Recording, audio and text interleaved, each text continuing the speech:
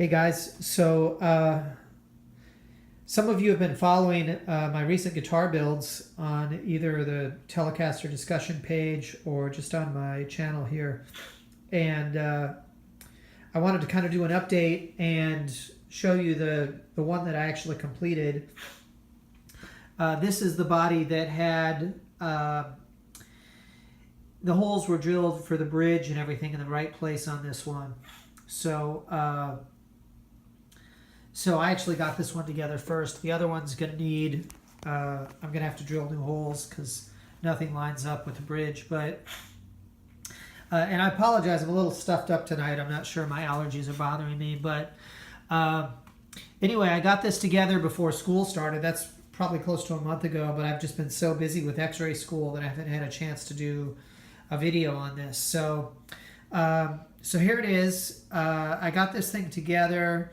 And it came out pretty nice. You may notice if you watched the videos where I was actually burning the wood that it looks a little darker in some places than it originally was. The reason for that is some of these knots, when I hit them with a torch, they wept out sap. And sap can wreak havoc on finishes, and then it can leak and everything. So you want to nip that in the bud. I hit it with denatured alcohol, which cleans it up really, really nicely. But then you have to seal the knot so it doesn't weep anymore. And you usually use this stuff called CA glue. I forget what it stands for, but it's like industrial super glue. And so it's supposed to dry clear, but the stuff I got, which I just got at Home Depot, so I'm not sure how good it was, but the stuff I got, it left like a white film when it dried. So I was like, oh crap, you know? And so I lightly sanded to get rid of the white film. And then I lost some of my browning in places. It was really obvious. So I took it out and hit it again with a torch. And I didn't have access to my buddy's driveway again this time. So I went to like the local park that was closed and did it in their parking lot and tried to do it really quick before anybody called the police or whatever on me.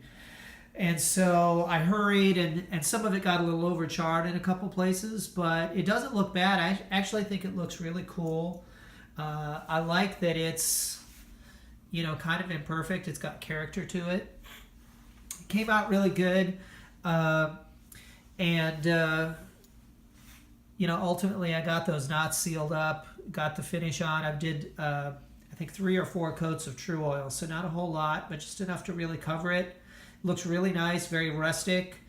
And to add to the rusticness, I've already digged it up in a few places. There's some mystery stuff in the finish right here. I'm not sure what that's from. There's a couple of places like right in here somewhere and right over here where I dinged it with a screwdriver. So we're just going to call that relicking. And I got this black Esquire guard for it. Looks really nice. And I put a Wilkinson bridge on here with compensated saddles. I'm not sure. I checked the scale length. It seems to be right, but I'm not really sure. Like the low E and A seem really far back. They're right over the screws. I've never had a telly where I had to go that far back to intonate. So I suspect this one may have been a little bit off too. But these were kind of a couple of quick and dirty projects for me. Both of the bodies were seconds. They both had flaws and defects. And so this one had, I think there was a chip between the neck pickup and the neck pocket. And then I'll show you the back here. Kind of perpendicular on the back, there were a couple of grooves that were about 1 millimeter deep, where it obviously had been on a wire shelf and had a bunch of other bodies or something stacked on top of it. And the soft wood was kind of pressed into those wires, and it just left a couple of grooves across the body. So I had to sand that all down to level it. Came out really good. Excuse me. So suddenly my nose is opening up. So, but you can see, like, look at this grain on here. I mean, it just looks gorgeous. And I love the drama of, you know, the light and dark areas here. Came out really nice. Let's see if I can get this. You can see the end grain here. It's kind of hard to see in this light. So let's take a look over here.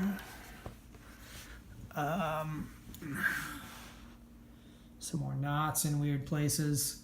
I really like this technique a lot. I don't think I'll, if I do it again, I don't think I'll use, if I use pine, I don't think I'll use knotty pine. I think I'll use clear pine because I don't want to go through this hassle with the knots again. If I had been able to, you know, just kind of seal it up and finish it the way I originally did it, it would have looked really, really, I thought it was just perfectly balanced. But overall, I'm happy with this.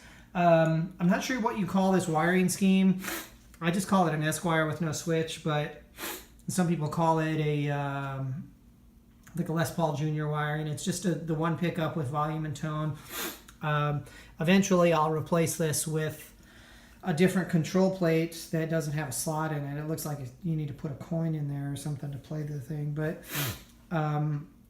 you know, this build, I think the only thing I really purchased for it was the bridge, and everything else was parts that I either pillaged from another guitar or that I had sitting around. So came out really good. Originally I had I shot another video before, but it didn't come out, so I had to reshoot this. But originally I had a Cavalier no-caster in the bridge there. It was an overwound one. I think they normally are like 10K. This one was like 11 something. So it was a nice pickup, but and I love Cavaliers. I have nothing but good things to say about them. But it's A3 magnets. It's a little bit different sound that I'm used to. I usually play A5s. They're a little bit more punchy and a little brighter. And so I ended up putting this pickup in, which was in the guitar that I pillaged. I'm not sure. I think it's either a Seymour Duncan quarter pound or a very good replica of one. I couldn't find any markings that were consistent with Seymour Duncan, but there's no telling. So it sounds really, really good. I've got a video of it with both pickups that I'm going to put up so you can hear the different sounds of them. The neck came out really good. The refinish I'm very happy with. It is going to need some attention at some point. It's probably going to need a level and crown. I don't really have too much trouble with the frets. The action's pretty low, but I would really love to just get a polish on them.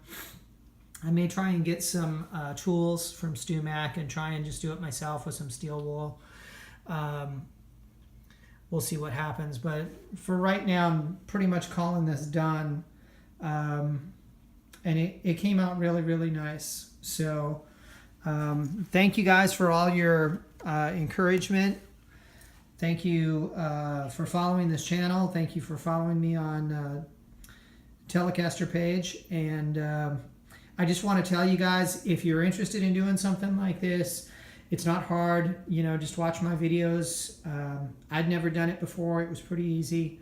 Obviously, you have to take some safety precautions, and you kind of have to practice on scrap wood like anything else. But it's a very cool way to get a very dramatic and unique finish out of a guitar. So, and I just love these natural wood looking Telecasters. So that's what I've been building now for my last several builds. Anyway, guys, thank you for checking in. Let me know what you think down in the comments. Maybe tell me what you think of it, or if let me know if you've done a build something like this, either a barn caster or something kind of rustic, or one of these burned wood finishes. I'd love to see pictures of or videos of your builds also. So in the meantime, keep calm, twang on, and I'll catch you guys next time. God bless. Bye.